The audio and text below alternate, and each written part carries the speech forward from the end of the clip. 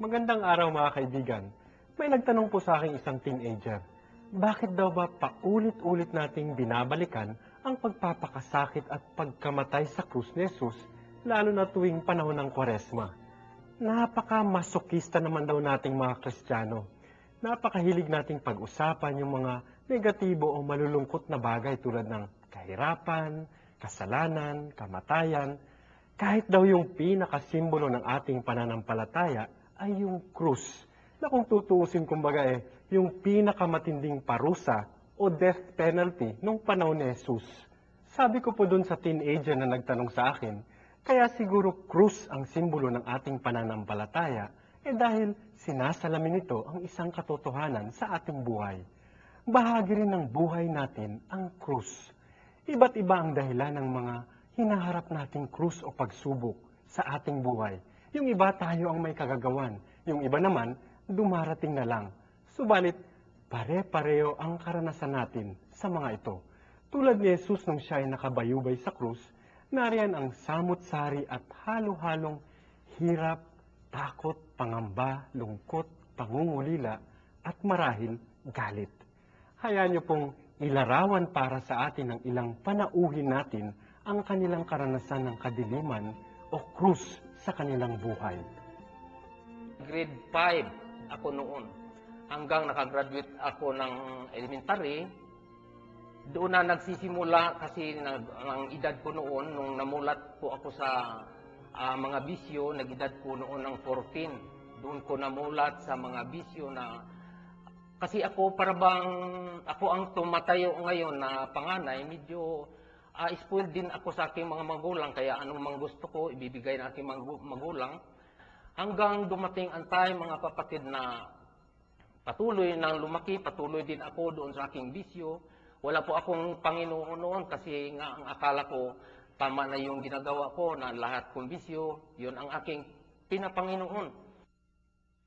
Nung nasuri na ako sa mga doktor nga mayroon pala akong cancer sa baga, sabay din natuklasan ko na ang asawa ko palang noong time na yun, na siya po ay nangangaliwa sa akin. Parang dumagan sa akin ang buong sanlibutan. Dilim na yung aking buhay noong time na yun. Gusto ko na yung asawa kong papatayin, pero hindi ko po rin magawa dahil nga natakot din po ako na baka kamuhian ako ng aking mga anak. Hanggang dumating yung December 28, 1992, merong nagwawala doon sa tindahan namin, naghahamon ng away.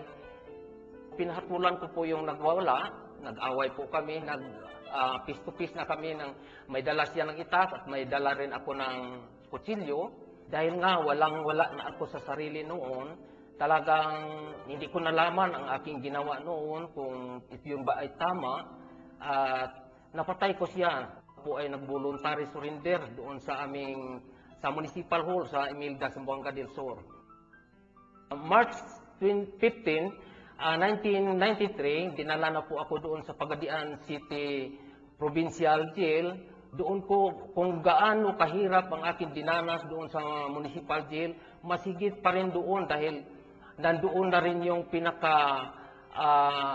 maraming mga kriminal na aking nakasalamuha doon. Kung ano man tapang ko sa labas, mas may higit pang matapang doon sa amin. Doon, wala po akong ginagawa doon, kundi nandoon lang po ako sa tabi.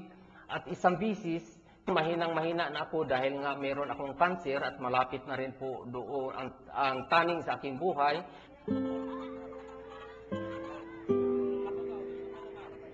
Ako po si Caponeng Tolentino mula sa isang liblib na puok doon sa Polillo Island sa Barangay Anibawan, Bordeos, Quezon. Ako po ay pumunta dito sa Maynila sa hangarin na mabigyan ng katuparan yung pangarap kong makapagpaaral ng mga anak. Subalit nang ako'y dumating dito, hindi ko akalain na ang aking kasasanlakan pala ay isang katutak na kahirapan dahil ako ay napunta sa isang lugar na tinatawag na squatters area. Ang mag-squat ka sa hindi sariling lupa, ikaw ay kriminal. Nagsimula po kaming makibaka para sa aming paninirahan noong 1990 na matapos naming malaman yung kalagayan ng aming lugar. At yan po kami nagsimula sa mga kahirapan ng pakikibaka. Dahil ang aming kalagayan, wala kaming kuryente, wala kaming ilaw, wala kaming tubig. Pinagbibintangan pa kami na kami mga kriminal, kami mga magnanakaw, kami mga tamad, mga sugarol. Ang daming masasamang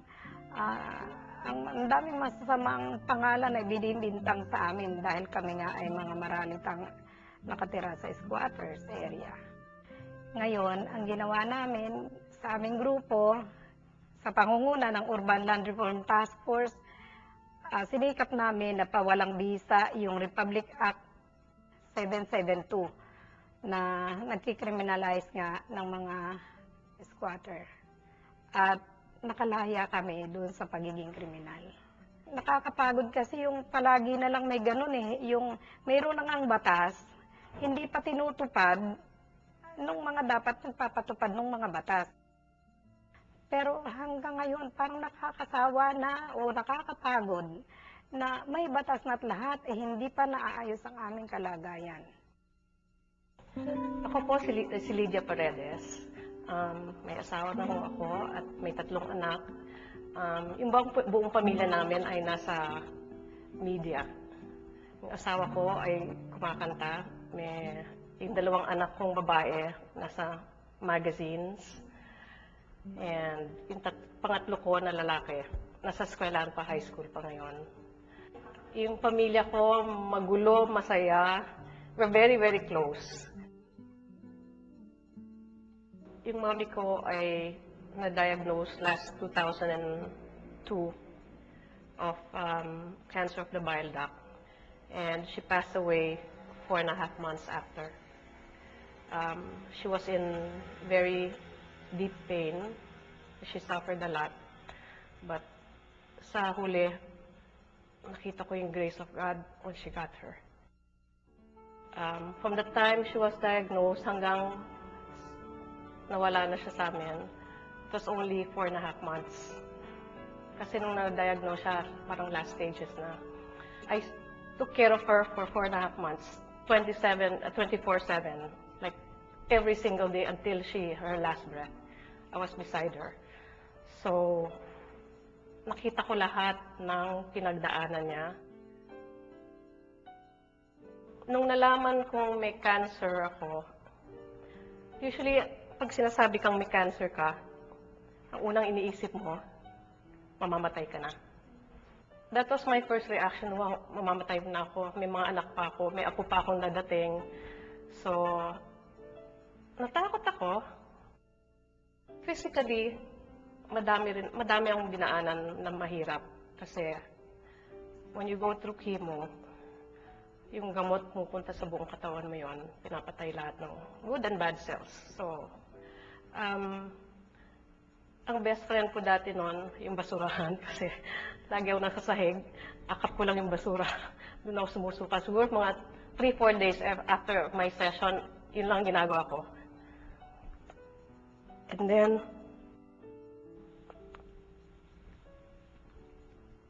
I spend my days just being on the floor, throwing up, namakain kasi lagi ako nasusuka.